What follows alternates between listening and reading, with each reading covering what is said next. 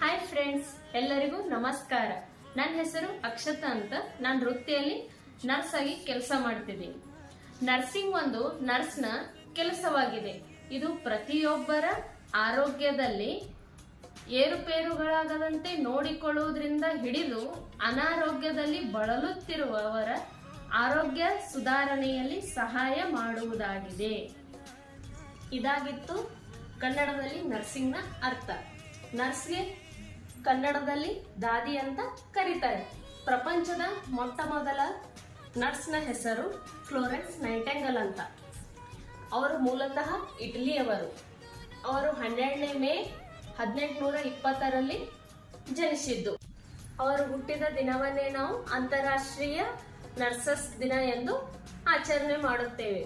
ಇದಾಗಿತ್ತು ನರ್ಸಿಂಗ್ನ ಒಂದು ಕಿರು ಪರಿಚಯ.